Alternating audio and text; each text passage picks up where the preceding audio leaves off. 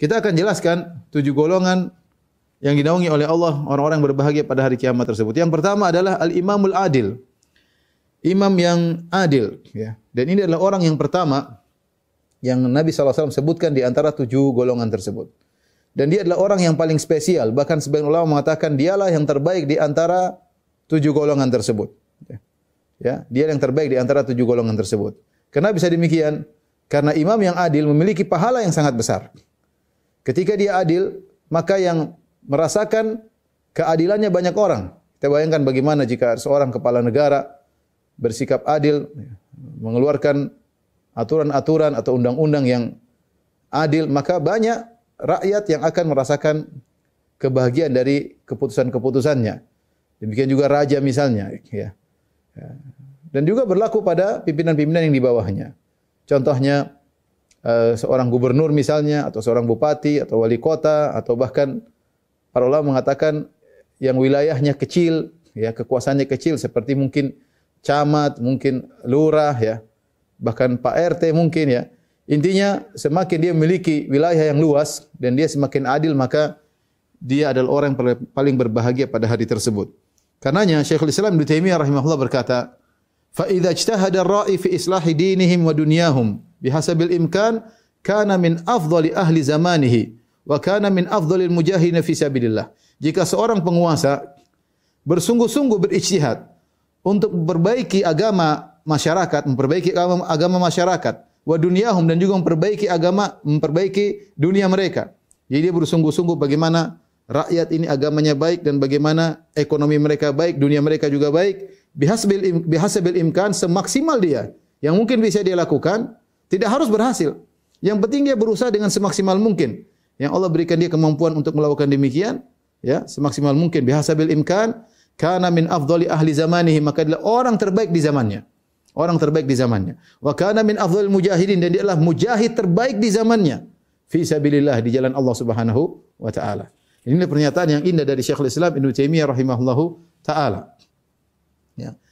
Karenanya kita tahu Rasulullah SAW bersabda, ya, habbul a'mal ila Allah. Sebelumnya Rasulullah SAW bersabda,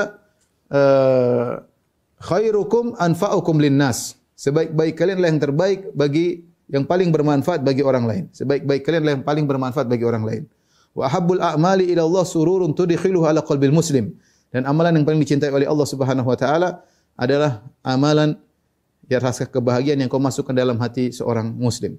Dan terlalu banyak dalam Al-Qur'an Allah memuji orang-orang berbuat ihsan. Wallahu yuhibbul muhsinin. Allah mencintai orang-orang berbuat ihsan.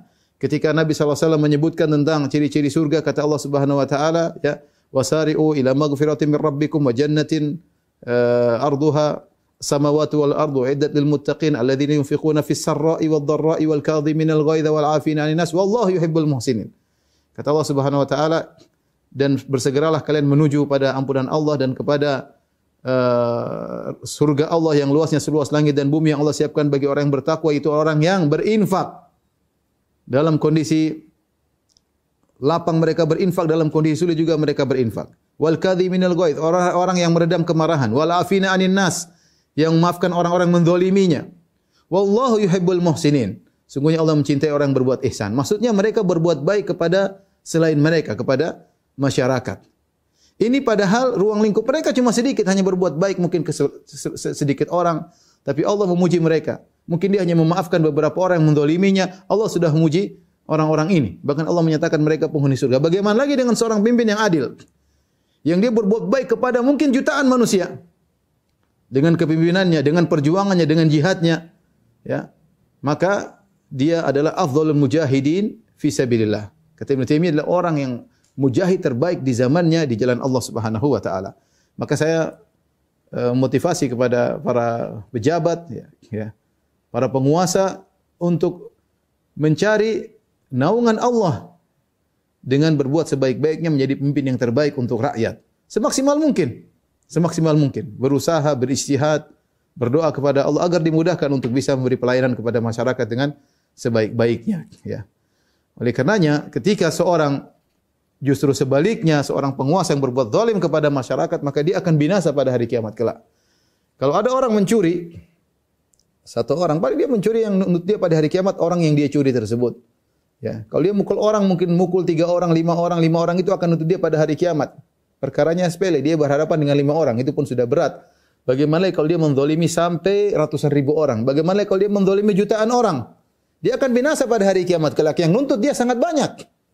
Yang nuntut dia sangat banyak, dia akan binasa pada hari tersebut.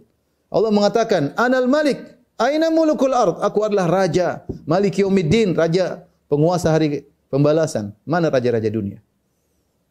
Kalau mereka berbuat zalim, mereka akan binasa. Tapi kalau mereka adil, mereka adalah orang yang terbaik. Ya, bahkan 7 golongan. Yang terbaik adalah golongan yang pertama ini, imam yang adil.